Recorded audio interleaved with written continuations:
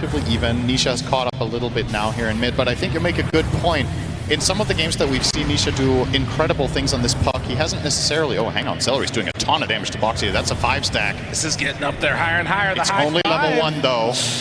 I mean, it keeps him back for the moment, but the high five shows he was never really that worried about his health in that movement. But yeah, able to also do a nice little shards play. If this game gets later, I wouldn't mind seeing Tofu get back and get some stacks up, because that's the other thing that Primal can really accelerate his farm through and start looking super solid if you want to play more of the stack game. And there you go, cogs are out, power shot, Ace still feeling very survivable, and he's so low and he goes down. Tofu with the last couple ticks, and he also manages to get out.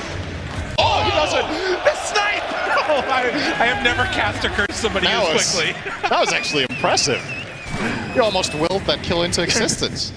Definitely. Run away here and then TP to base for a refill. And then they try and set this up.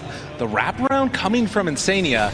If they can whittle Gaimin down a little bit, they're baiting them out here to the side, snowball forward, and now caught inside the cogs. Do they have enough damage to bring down Celery? Oh, the calling! Stopping that other soul assumption. He finally manages to throw it out, but it's not enough damage. Oh, so, is Boxy gonna die? Oh man, this would be huge if they could find that kill. For a 3v2, that is an awesome outcome for Gaimin.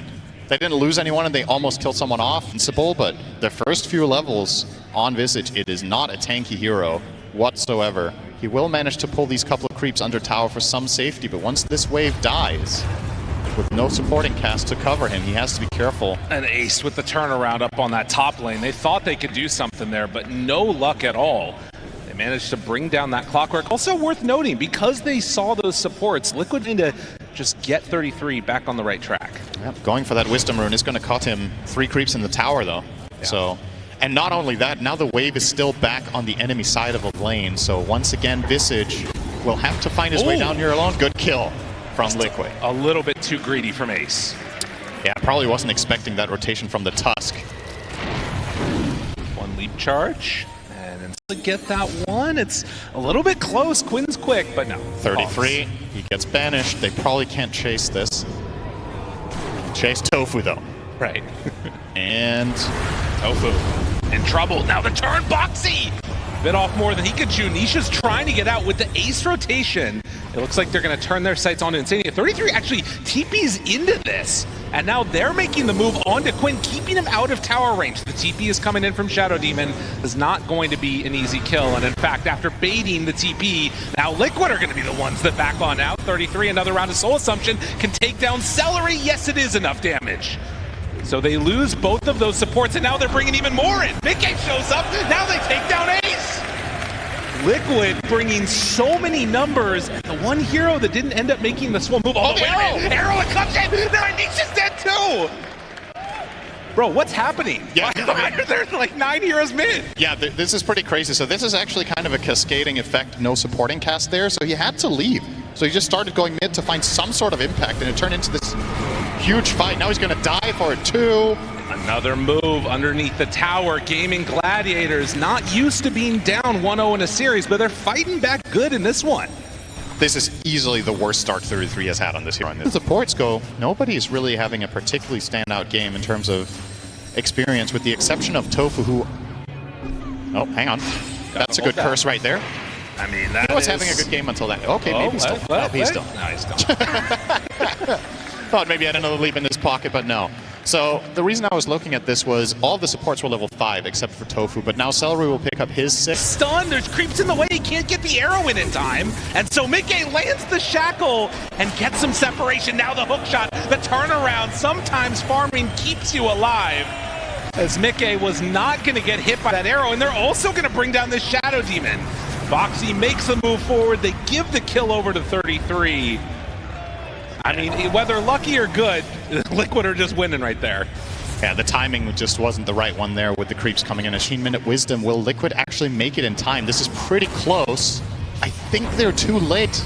God, that is a big round of people running forward and gonna find that kill onto Celery. Duraccio just going to back away, realizing that there's a lot of danger coming his direction. Yeah, and I mean, I think the Crimson into these Ancients, if Insania finds them, Off to the side, there's creeps in the way. Dyrachyo, does he realize who's nearby? The jump forward, hook shot in. They have the snowball, they have the kill. Liquid, just smelling blood in the water and going hunting. Yeah, are they going to go to try to steal the stack as well? This is kind of slow. Tower will stay alive, but it will be in deny range. I mean, this is so good too because they're not showing that there's two heroes still over to the Quinn's side. going to jump him. Instant drinking buddies. And now they go, trying to find what they can do. And the jump through coming from Ace Control, but immediately broken. Now Mickey goes in with that focus fire. Ace still trying to do what damage he can, but there's just not enough HP on Quinn to go for this fight. This is the other thing. I was talking about BKB on Primal, but you know, against these heroes, sometimes you also want to get that blade mail around that. But, well, speaking of jump, Nisha has eyes on Ace. They see him here again. The Wind Ranger moving into position. Two supports a little bit to the north. Can they get away on Ace? It's going to just go for the TP out, but the snowball comes in time. And again, in the grave. And in fact, it's the Visage that finishes the Crimson Guard first. He's now ahead of every Radiant hero. Can you believe it? Just these couple of moves where Soul Assumption is involved, and 33's game is completely recovered. They even find Tofu, a little freebie there. And this is what you're talking about, the dangerous split push. Even without the clockwork, they're finding these pickoffs as they happen. But they have the Crimson Guard done now. They fight together. Do they have enough damage themselves? Right.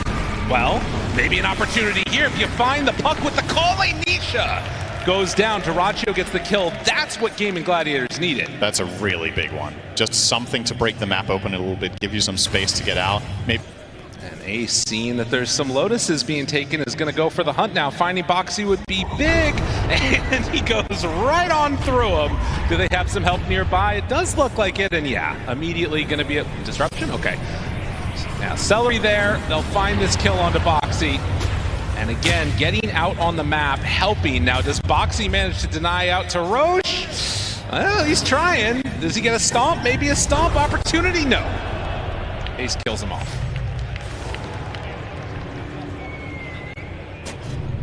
Couple of kills found for Gaimin now. Mickey has BKB, another Dragon Tail.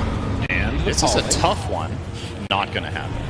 Chance, and Nisha now shows back up. They're moving in. Power shot, not quite enough. Disruption. Ace moves forward. Crimson Guard mitigating a lot of this damage. Trying to find anybody to jump onto. Dyrachyo trying to stand tall here too, but the magic damage coming through is just a little bit too much, and the hit forward. Quinn not able to save, and now he might be in further trouble as well. And Sadie comes all the way out of nowhere, and the Cogs push back 4 dead. Liquid, they're just looking too good in this series. Yeah, I mean, be the question, right? Like, if you're able to mitigate the damage, will Muerta be able to survive long enough to do what they need? Nisha just jumps in and immediately starts to get brought down. He jumped in, he can't get the snowball off. Oh, the calling, perfect answer to stop that Tusk from saving the puck. Now thinking about going for more. Can they chase down Nisha? Nice This is Gleipnir. a huge gift. Will ramp up heavily in the coming fights. BKB from Muerta too, but of course that blink stun from DK won't factor in anymore, but they get the jump on him instead. Misses on the hook shot, and Dyrachyo standing tall. Now Nisha steps forward, knows that there's not much that can kill him. Do they have anything else that they want to throw out right now? There's the shackle shot. They need to keep that Muerta alive. Quinn trying to block damage, but it's not going to happen. Muerta's gone. Ace does not have what it takes to take down the rest of Liquid. They are way too strong, and they bought out for this fight. No buybacks, 4 dead. Liquid, they're ready, they're moving. This game is over. It's just over. Unreal. Well, everybody gets their items, and Liquid say, we're better. Can they do this now? The snowball onto the creeps. They're going to try and end this game right here and right now. Liquid taking the tier 4 tower down, has to jump away on Tofu. Arrows going down, but look at the Drinking Buddy Visage Birds. They're dropping so quickly. Tier 4s are gone. They're not even going to get to respond. Team Liquid closing this one out. GG! Wow. I mean, a lot of people going into today would be like, oh no, it's Gaimin